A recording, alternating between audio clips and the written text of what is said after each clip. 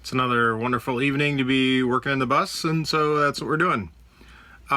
Lately I've been working on pocket doors, and I can't just buy off-the-shelf hardware because of the way I'm doing it. So I figured I'd show you how I'm doing it. So we'll flip around and take a look. So before we get to that, I did want to point out we've been doing a little bit more trim and finish work. So here's some of that here. This normally looked like that, so just using I think this is about 2-inch thick, 2-inch wide, or actually it's more like 2 1/4 inch wide oak, and then I ripped it the long way, so it's I think a little bit thicker than 1/4 inch thick. I don't know, what would that be, 3/8 ish, something like that. So here is one of the pocket doors.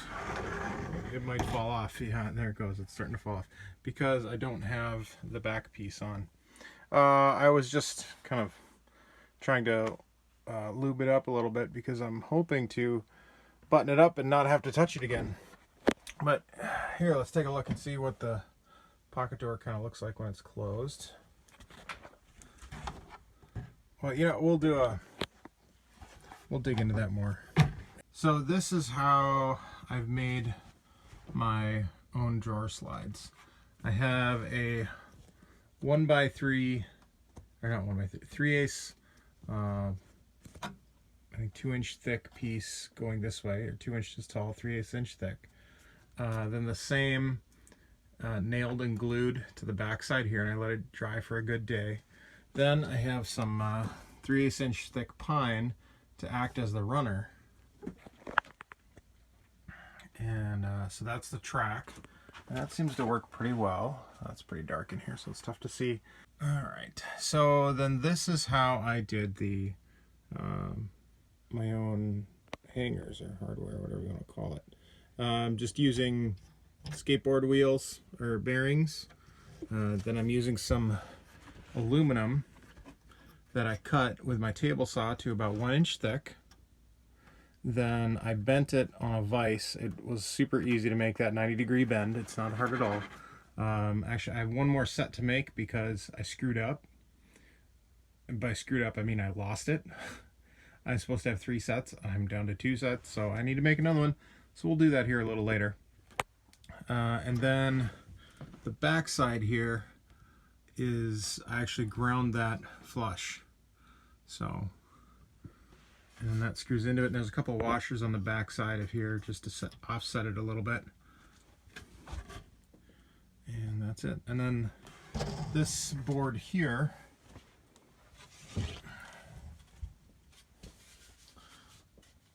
I screw this board in to the back there, and then that keeps it all from falling off. So I'll do that real quick, and then we'll give it a quick test. All right, it's easier to see how this works without the cover on here. So you can see it just rolls right here, and there's not, you know, it pretty much, it's flush right with the carpet. I left, one of the interesting thing is, so let's see if we can focus on that. Maybe it's a little tough to see here, but I left these bolts exposed so that I could get at those after this is all buttoned up. If I needed to take the door off for some reason, I could do that, and then actually I could reinstall the door without having to pull anything out. So I've been trying to think of, okay, what if things go really sideways? How can I still fix stuff? All right, so now the door is working. See how it slides? It slides pretty good. And it's not, probably not quite as smooth as the ones we have in our house, but to tell you the truth, I don't know that I want it to be super smooth. So then the other thing we're gonna do, we're gonna add little handles here on either side, and that's going to naturally keep it from going all the way in. But I think I still may add a stop in the back so it doesn't bang on the handles all the time. So it's always going to be out a little bit. Let's see what that looks like here. It's always going to be out a little bit like that. This is what it looks like from the kitchen area. It's just a 3/4 inch oak plywood door from Menards, stained and polyurethane. Then I added an inch of oak, solid oak on the end to make it 25 inches wide, because our hallway here is about 24 inches wide, so that would give it a little bit extra. You can probably see it better from this side. So, and then this is the Luan side of it, but with our dark stain on here, you can't really tell. It's not a big deal, it's the back side. So that's the plan there. Then I'll step into the shower. You can see I have another track up here, which I think I'm going to redo. I'm not even going to use a track, I'm actually just going to use a wall. Well, I'll have to use part of a track, but I'm mostly going to use the wall there, I think. And then there's also going to be one here that comes across. And so this whole area here, there's going to be 3 pocket doors. So maybe that's enough for in the bus here. Let's go back in the garage and I will show you how I make the rollers and the, I don't know what you'd call them. These things right here. Maybe they're called trucks. I don't know, in the skateboard world they are. So it's nice having to open a door now. So here's one of them up close.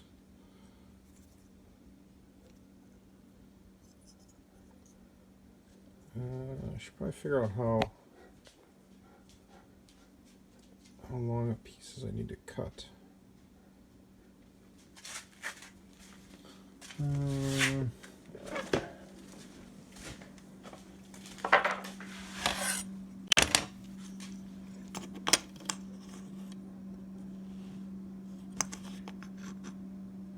that's what I thought.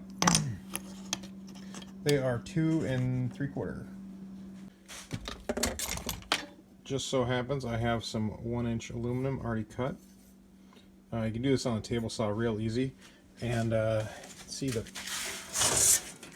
this piece of aluminum right here is actually from one of the side walls. You can see that's the from the original interior of the bus. This is the glue that held on the fabric that used to be on the inside of the bus. I've recommended people many times hold on to these. They are so useful. So I'm going to put this in the vise and then we'll cut it. So here are the 2, I've cut out 2 pieces now, and I've clamped them in the vise together. And what I'm going to do is I'm actually going to, with my jigsaw, just cut around here and make it a little rounded, so that, like this here, just round off those edges. Alright, that's not going to win any awards, but it does the job. So then next I put this on there and just kind of get an idea of where I'm going to put the bearing, and then just use the drill bit I'm going to use. And the drill size is what do we use in here? I'm going to use these screws. I use 2 different kinds for each of these. I use the coarser thread. What are these? The coarse threads are number 14 3/4, and then the what is this, a fine? I don't know. One ends up being a much. You can tell the threads here. They're one's fine, one's a little bit coarser. I use the finer one to go through the aluminum. And then the coarser one, I use that to go into the wood because I want that to bite a little bit more. And I pre-drill a little bit into the wood, but I only use a drill bit about this size. As you can see, that leaves plenty of room for the screw to compress the wood and really get in there tight. But when I drill, I think I'm going to use this drill bit. It's a little bit closer to the inner diameter of the thread. So that should work better. So I'm going to start with that and drill that through there. then put a screw through there, and then the real fun begins. So now that I have a hole in each of them in the same place, I will take 2 of these washers, place it on top, a bearing, and a screw. And then I will drive it through there. Okay, so now I have 2 of these, and they spin pretty well. So now what we need to do is we need to bend them over, and I find this works perfect. What I do is, on my vise here, these jaws here are perfectly 3/4 of an inch. So I line it up right here with it, and then I clamp it down there. And I do it with the screw facing towards me, and then I bend it over, and it'll make a perfect right angle bend like on a brake. So I'm going to do that quick, and we'll check back in. Okay, so I have it mounted in there, and actually I double checked to see, is it close to my other one? And yeah, it is. So I mostly care that these 2 are matched, not that they're all the same. And they will be, because we drilled them at the same time. So I would just want to show you how easy it is to do this. This is with my bare hands. One-handed even. Boom. And that's a nice clean bend.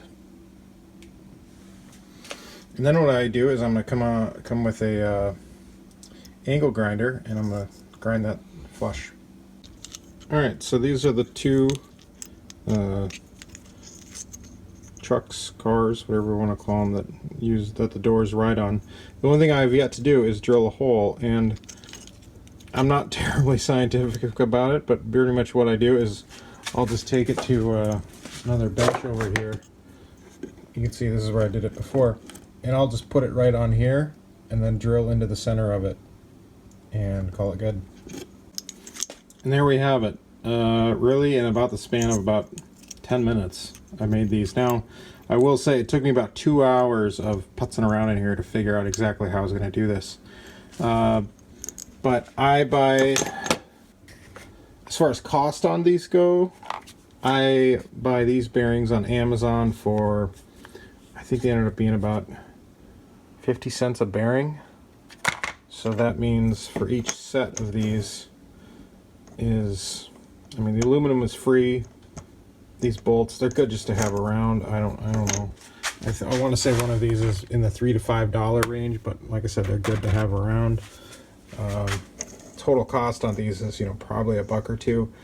So this is what I came up with, and I think everybody saw it working. I think it works pretty well. So that's all I've got for today. It's getting pretty late. I should probably get to bed. We've got a lot to do. Like I said, we are heading out west here in about a week, and there's still no shower. There's still no bathroom, but hopefully we're going to fix that tomorrow. Bye, guys.